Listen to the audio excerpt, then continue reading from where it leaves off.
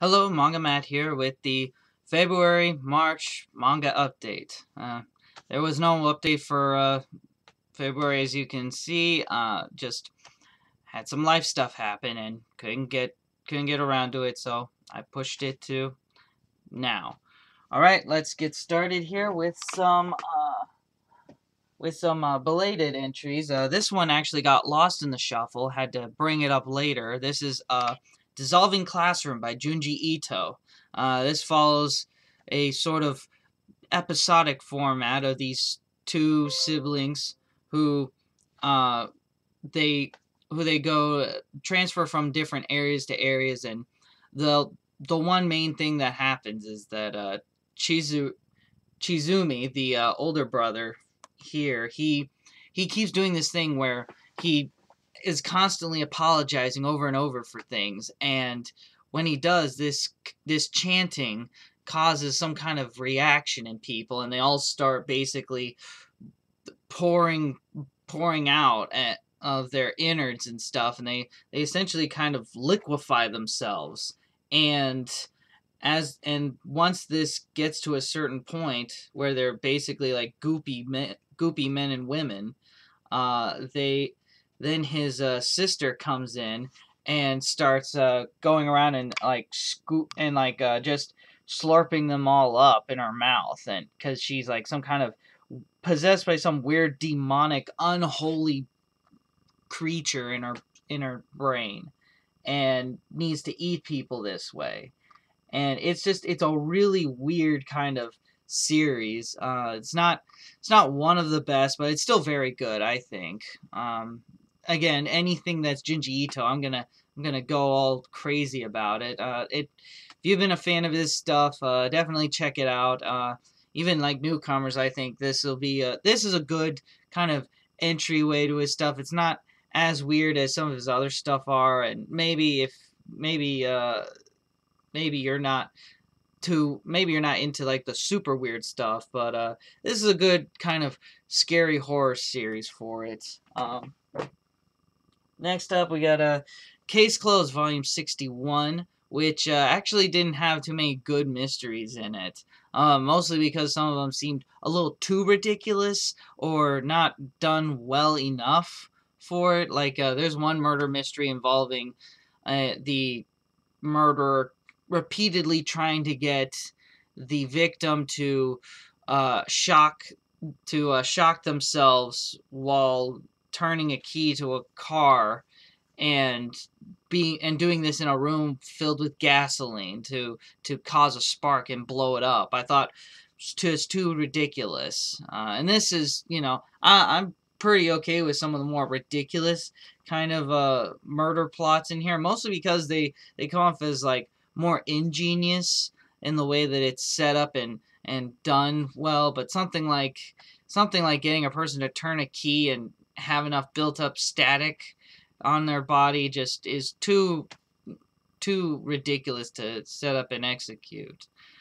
So I mean, 61 volumes, and you're gonna get a couple duds in there. But overall, I guess it's case closed. I'm a fan.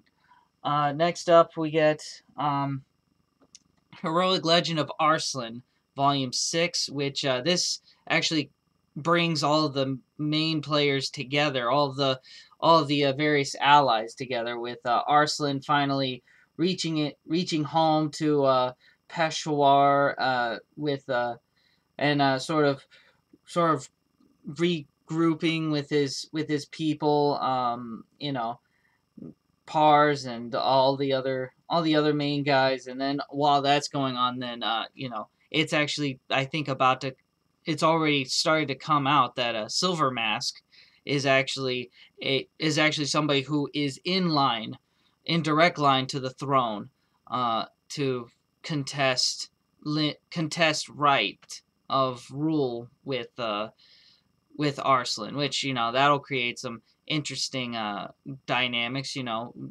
Loyalty to the rightful king or loyalty to the better king. So again, it's a very fascinating and well drawn and well executed series. I was already a fan of Tanaka from the Legend of Galactic Heroes books they've been putting out. And then I've also already been a fan of Arakawa and her work on Full Metal Alchemist. So it's just a meshing of great writing with great artwork for me. Definitely if you're a fan of fantasy, especially more traditional fantasy, like there's just not enough fantasy where it's kind of in that Dungeons and Dragons kind of idea where, you know, you have a band of misfits who kind of come together and they have to, you know, fight some great evil. You know, one's like really good with the archery, one's like kind of a thief, the other one's like a soldier. You know, you don't really get that much, and I get why, because, you know, it comes off as kind of stale, but I still think that it's good to have every once in a while, because I think it's a neat kind of story, you know, plot idea. But, you know, maybe that's just me. So there you go. Next up, we get Tokyo Ghoul Volume 11, which really focused a lot on, I guess, the Ghoul experiments and a lot of earlier parts in the series. Also focused a lot on the what do you call it, the CCG investigators and a lot of what they're dealing with to try and fight the ghouls and to recruit better men, and sort of goes into a lot of depth with that. You know, just, I guess, fleshing out a lot of the minor characters to get things set up for the big final confrontation. Get here Inuyashiki Volume 6, which man, this is ridiculous. With kind of just the you know, the scope that it's going to, because it's I mean, basically, Shishigami, by the end of this volume, has basically ousted himself to the whole world. He's basically just given up on trying to live a quiet, you know, secluded life. He's just like, I'm already invincible. I can kill anyone when I want, where I want. And it's just like, bang, bang, just killing everybody all over Japan. It's almost to the point where by the end of the volume, he's essentially almost become a global threat. You know, like, other countries are, I think if I remember it, considering the nuclear option. Like, it's worth nuking Japan again to kill just this one dude right here, because he's that much of a threat. And, you know, there hasn't been, unfortunately, much development with Inuyashiki himself, and kind of, I'm still waiting on him to, like, kind of nut up and become kind of the badass, like, old man hero like I really want him to be. Like, I guess they're kind of saving a lot of that for when he gets finally pushed to the limit, I suppose. Still fantastic, though. Loving it as much as I loved, like, those earlier parts of Gantz.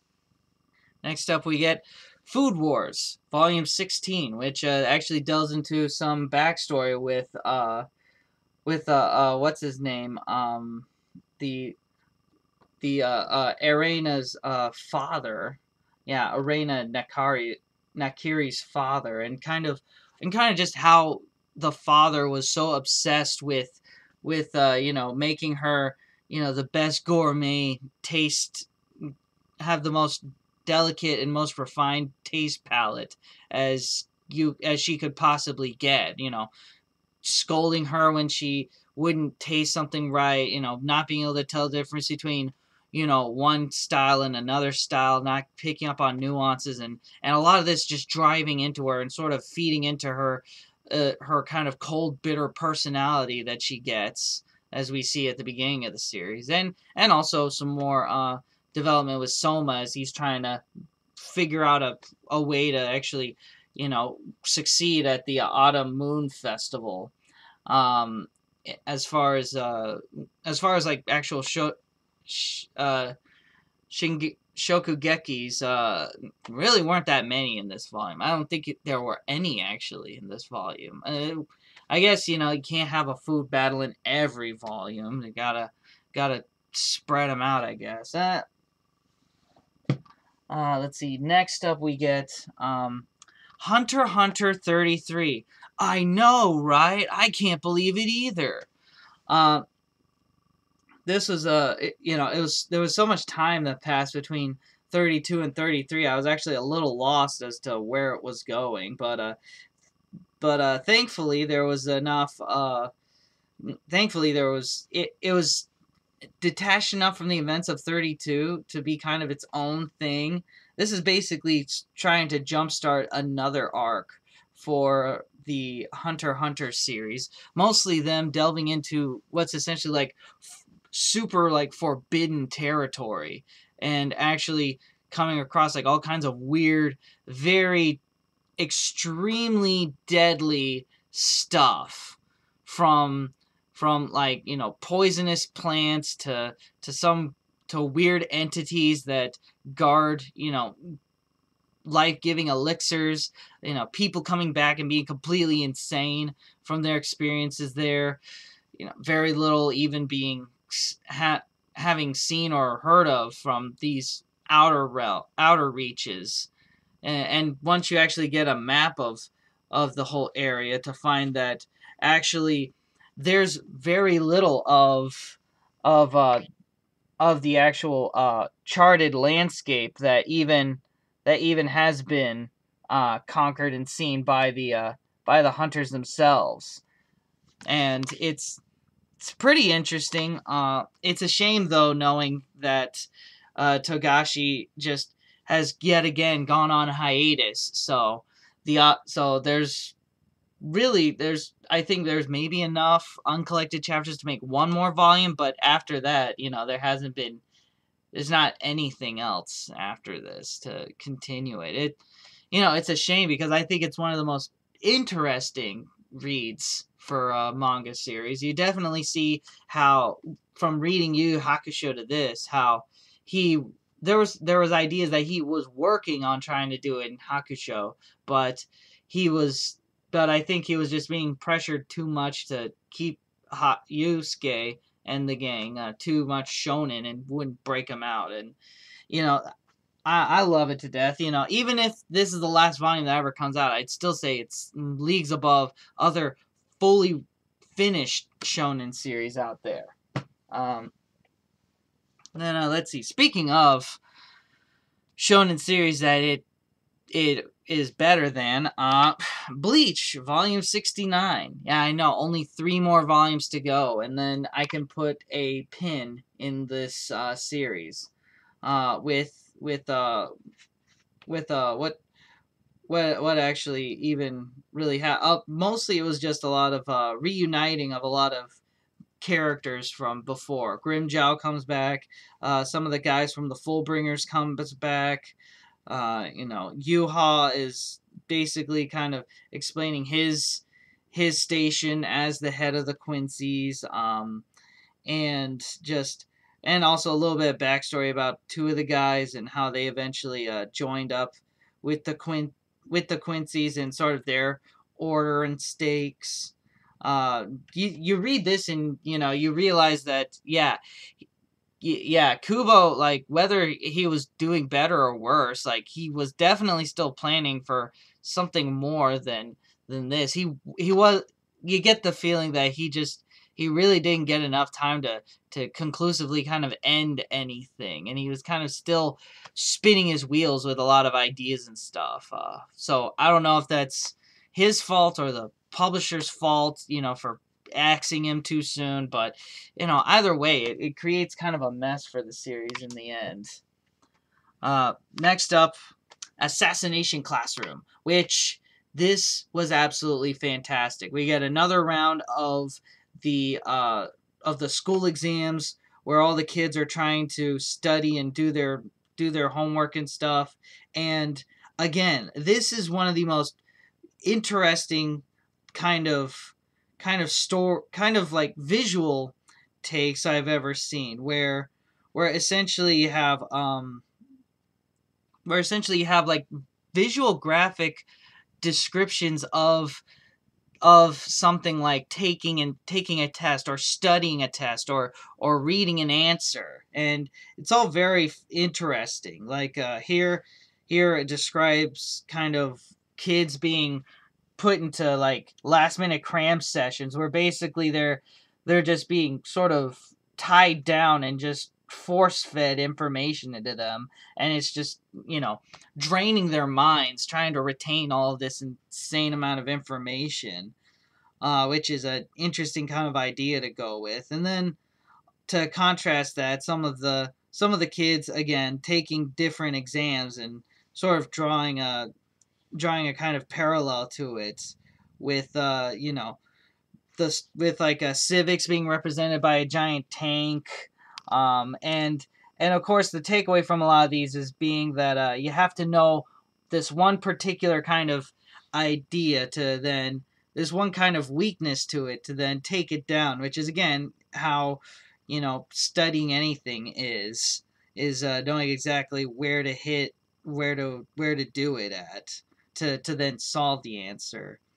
I liked actually this one description right here where the one guy, Terasaka, who is just again smashing everything, all these little plate things until he can find the right one, which is one approach I've seen and done with studying some math where I can't remember the exact formula to like solve a math problem, you know, the quickest way, but I can remember, like, so I just go through every possible combination until I get the right answer, you know, burning more time, but, you know, getting the right answer in the end. So I like that kind of representation right there, and especially the best one here with a this little one here, like essentially kind of sort of a boss creature that has the question and a set of answers tied to it.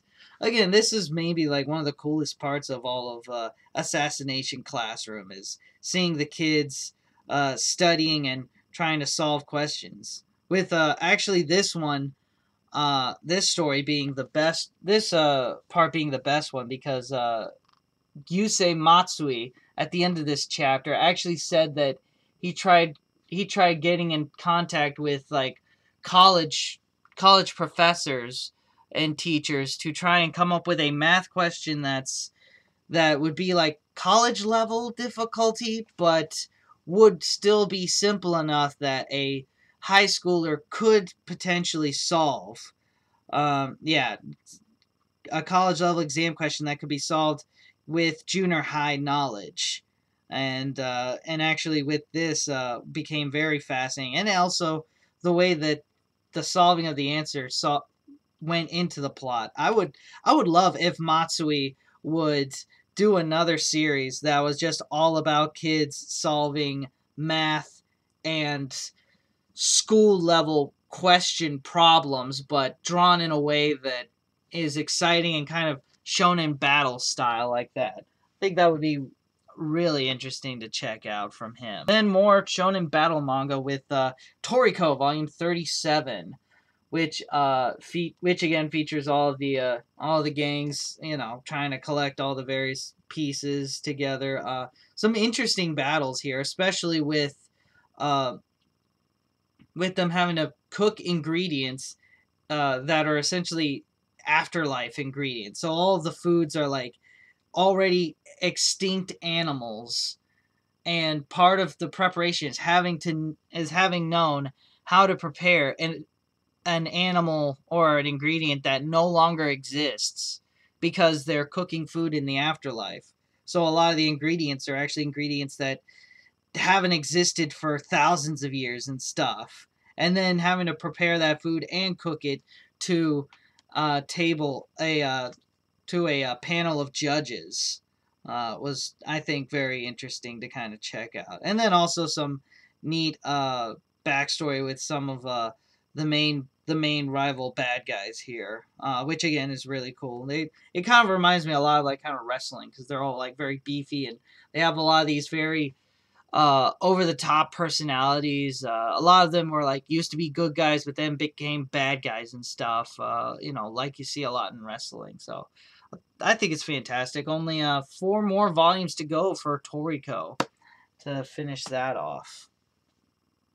Then we get volume 2 of the hardcover reprinting of of the JoJo's Bizarre Adventure Stardust Crusaders, which, again, this comprises of volumes 3 and 4, mostly focusing on the fight with Polnareff, and then with his fight with against the Jay Guile, the Hangman, and then after that their fight with Strength on the battleship, and then again with Ebony Devil, and then I believe also fight with the Empress and the Yellow Temperance Stand, I believe. Yeah, those guys, and all very fantastic volumes. Also a neat little aside here, talking about specifically Joseph Joestar and what Araki did going into designing his character and his stand. The idea of still having Joseph appear again, because of course, since they're fighting Dio, Joseph would be, very involved with fighting and having already fought vampires in his youth, and then this is the granddaddy of all this is the baddest of the bad of the vampires, Dio, coming back and wanting him involved, but again, not wanting him in a strictly attack, or physical kind of capacity. So, giving him the Hermit Purple stand, which is, not really an offensive stand all that much, was I guess a neat idea, and also sort of being more of a utility stand. It was I guess one of the first of many that would come later that were mostly a non-combative stand, but had multiple applications in its use throughout the series. Mostly as sort of just getting the gang, in gear to go and find Dio, figuring out kind of a where to go kind of thing with it. Again, hardcovers are fantastic. Great colors pages all throughout. If you haven't already gotten the series, definitely get it in this format. These are gonna be wonderful to collect for JoJo. Then let's see. Next up, we have Platinum End Volume 2, which again, Oba and Obata, they're fantastic. Volume 2 again, no shortage of great shock twists to the plots.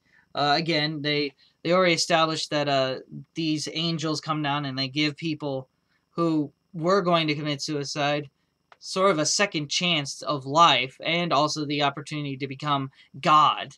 And they give them these various kind of unique powers that, in practice feel kind of like, a different sort of Death Note style. The angels are, kind of like the Shinigamis. They're giving people the power to rule over others with the red arrows that make you fall in love and do whatever they tell you for 30 days.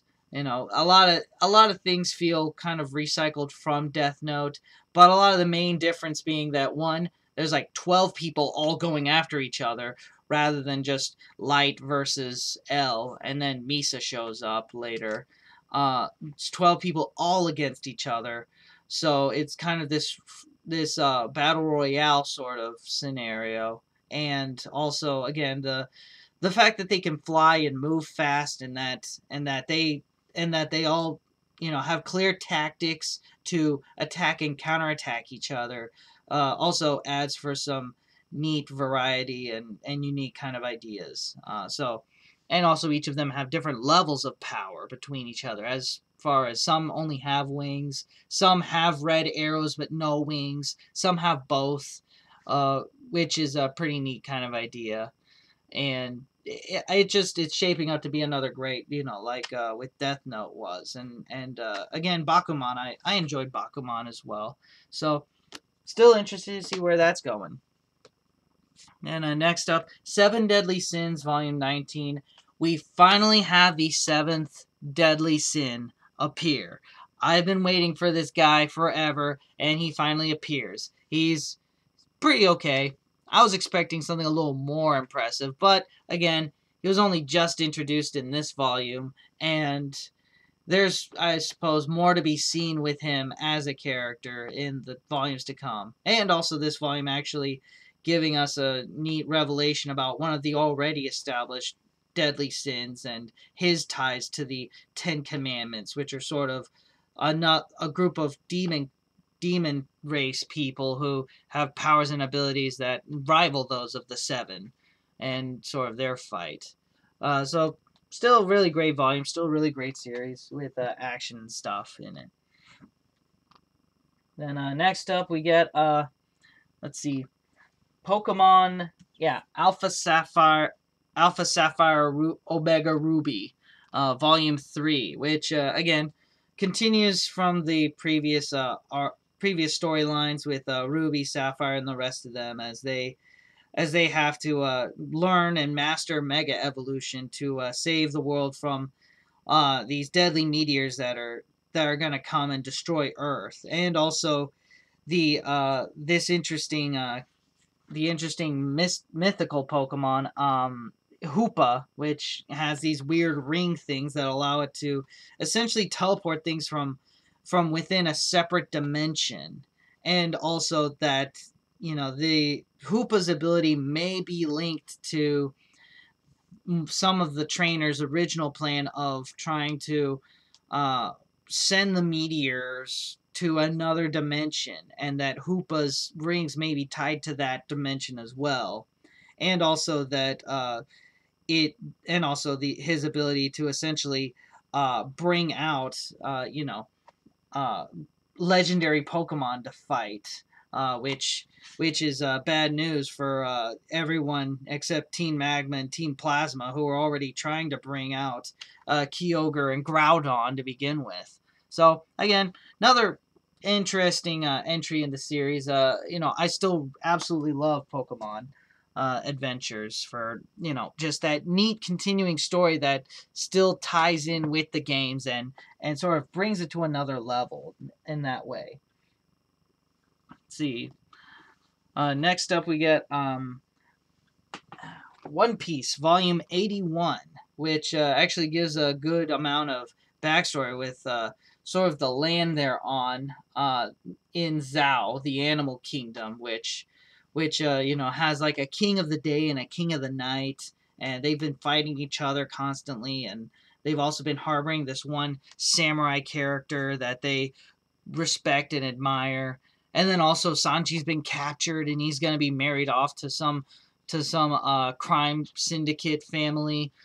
A lot of really great stuff going on in here, and especially a hinting of next volume that the samurai that the animal people have been harboring may be tied to the poneglyphs, which are these ancient stone tablets that have all kinds of forgotten history etched on them, which has been kind of this neat idea that's come around in One Piece for the last 30 or so volumes, that details things that were around in the forgotten 10 years that were stricken from the naval records and all official world history, which is pretty neat to check out.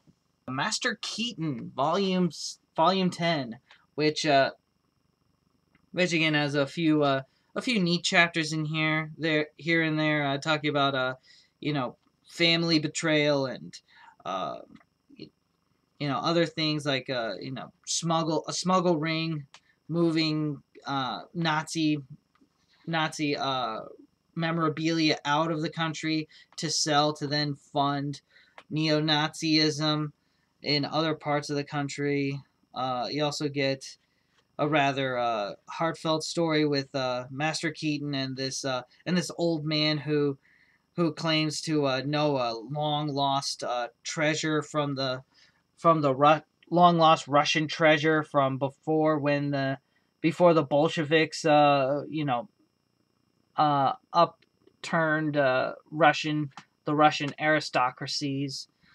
Which I thought the old man was pretty fun, because he's just like saying, they're not gonna kill me, I'm immortal, which I thought it's pretty fun seeing. I always enjoy like old men characters who just have a lot of this life in them. there's just something always charming and fun about characters like that. That old people that have a lot of high energy to them. That's why I love Scrooge McDuck and Mr. Fredrickson from Up.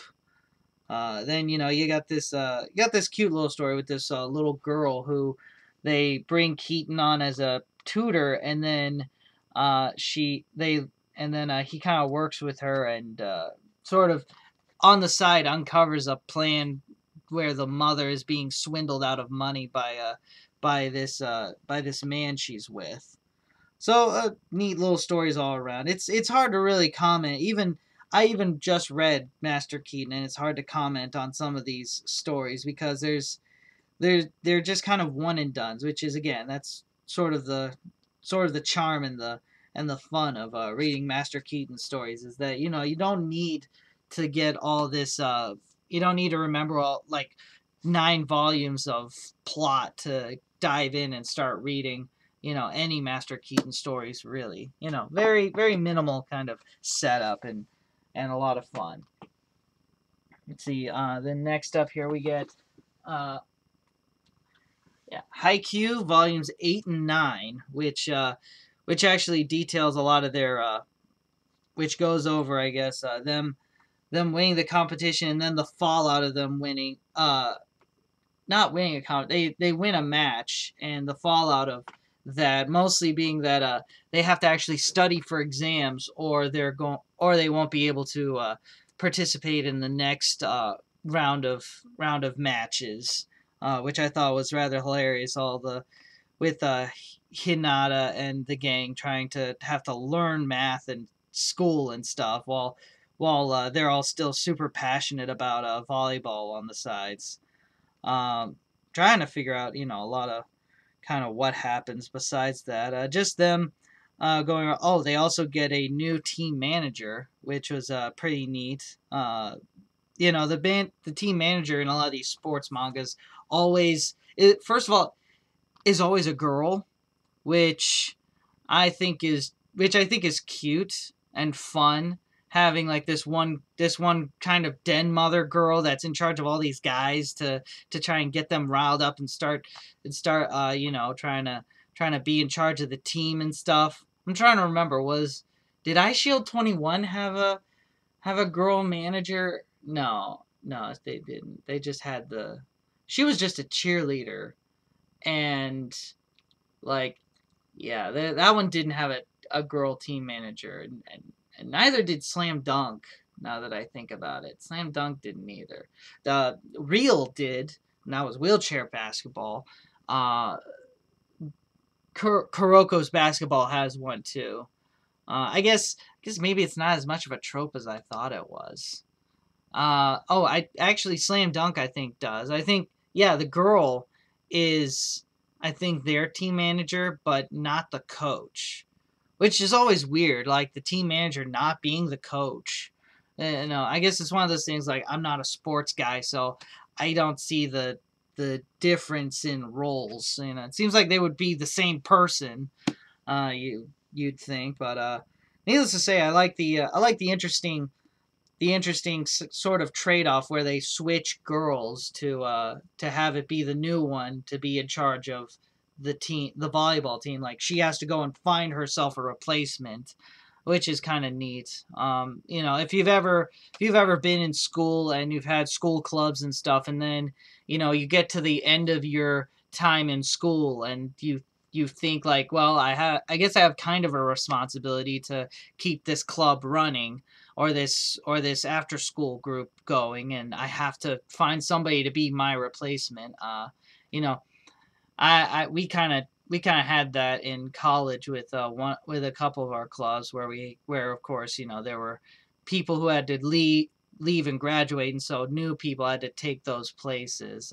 So that was kind of neat to see happen in this, that you don't usually get in a lot of those series. Then Kuroko's Basketball, volume 7 and 8, where again there's another mirroring of Haikyuu with some of it devoted to them having to study and take their exams so they don't flunk out of doing more of their basketball after school stuff, and then also with a lot of training from mostly Kuroko learning to be a better player and not being just focused on the passing game, and then also on what's his name, Hai, uh, the other guy, what's his name, Taichi, Taiga, Kagami, working on just being an overall better player himself, learning that he's been relying too much on one foot and he needs to work on the other foot so he can improve his variety and when he's going up for slam dunks and for layups and stuff. And also all that fun kind of training and stuff. Like they're training in the sand to work on to try and train their feet to push off better and stuff. So a lot of that fun stuff where they're training and getting better and stuff. So the in between. Then next up we get Shoulder-a-Coffin Kuro, volumes 3 through 5, which this brings me up to current with the Shoulder-a-Coffin Kuro series, which I absolutely enjoy this series. I enjoy it a lot. It's a shame that some of these volumes are getting so hard to find. Thankfully, you can always get the digital download version of these. It's got gorgeous artwork in it, and I especially love Ninju and Sanju, the little girl homunculus sisters in the back. They are so adorable. Just the way that they interact with each other. And also I like the kind of somber, kind of more melancholy storylines that deal a bit with kind of more sinister magic and fantasy. Usually some of the storylines in there will be punctuated by some kind of fairy tale they're saying that Kuro is saying to the little girls, and then they'll encounter something. Really fun series. Really enjoy it a lot. I even would say that like younger kids could enjoy it. Yeah, I think it says teen, but I think like younger kids could enjoy it if they're not like too easily scared or frightened by some stuff. I don't think there's anything strictly adult in here that like kids couldn't enjoy, or would be, or parents would be put off by. Then speaking of things that kids shouldn't check out, Goodnight Punpun Volume 5, which wow, this is a volume, I'll tell you that. With Punpun kind of going through a lot of his early adult life. You can see here that he's kind of become more of a person right here. He's got like the regular body, but still kind of the Punpun face.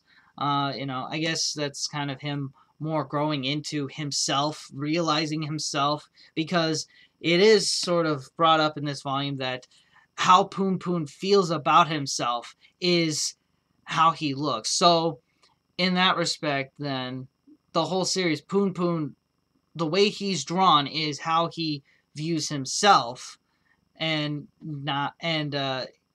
that's what that means, I would have to say, as far as that.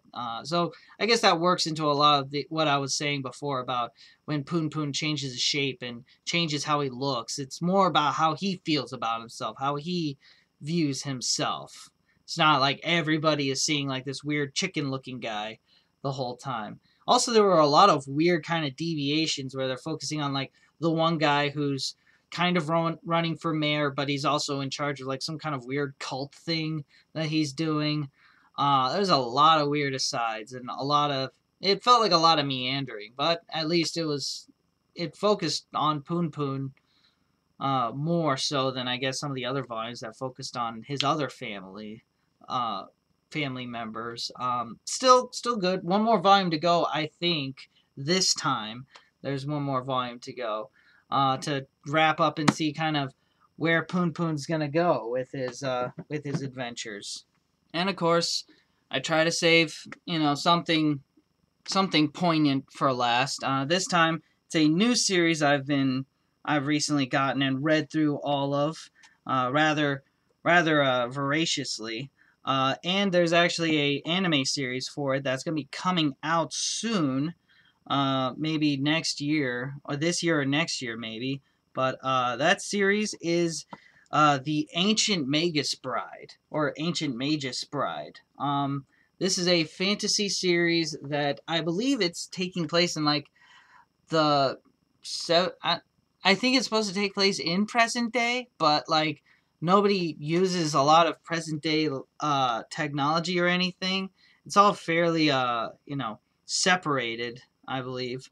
But so Ancient Magus Bride is the story of a girl named Chise who is put up into some kind of a slave auction, and then because she has a unique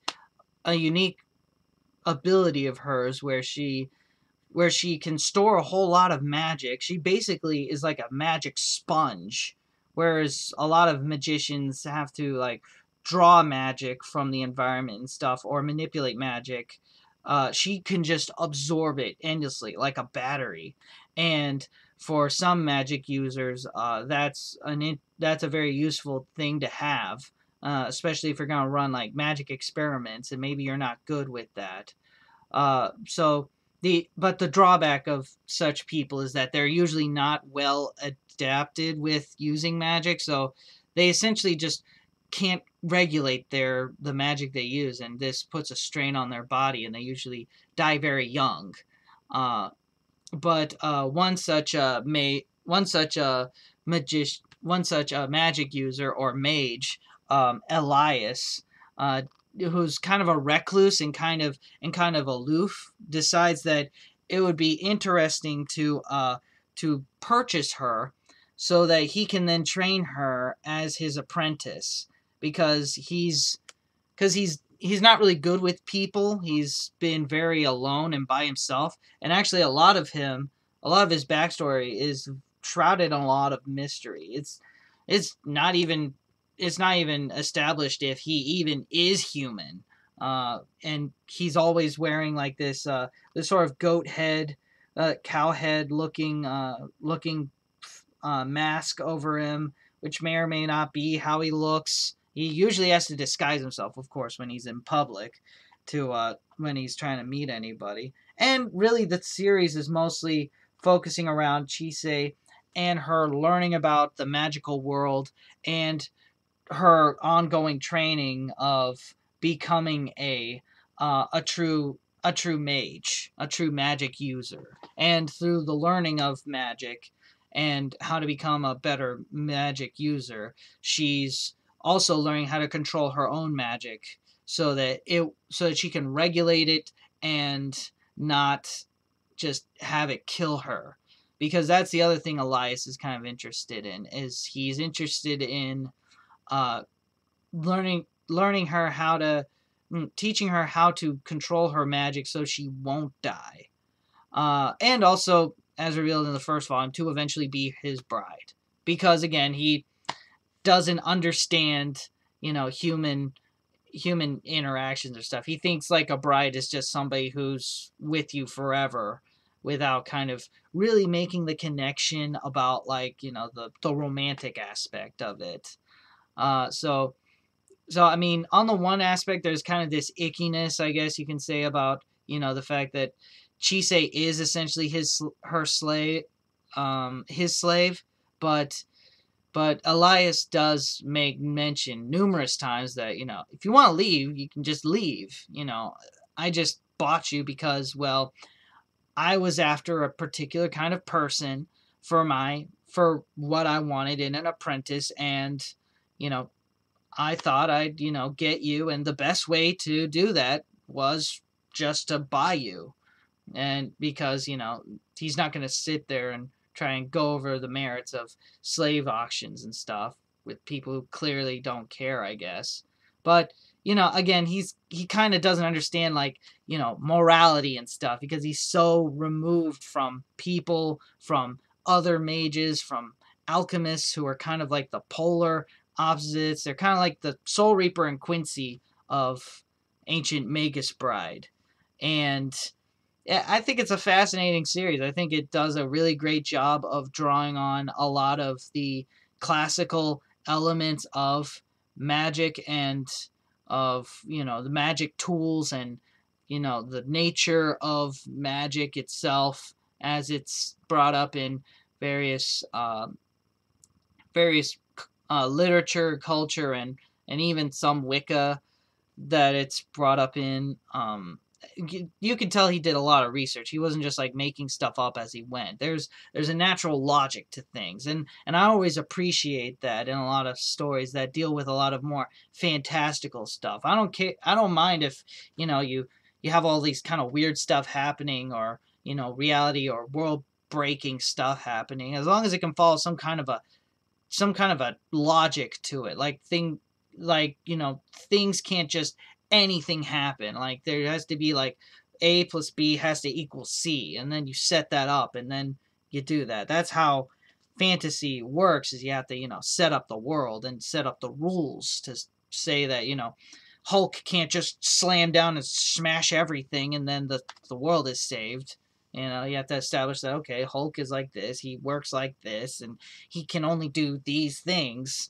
Like, sort of like that. And Ancient Magus Bride, I think, is interesting for that. And I guess also interesting in kind of Chise developing as a character, where she's gaining agency and she's gaining confidence in herself when nobody else would give her that confidence and that agency in herself. That's that she can do things. So I think that's also interesting.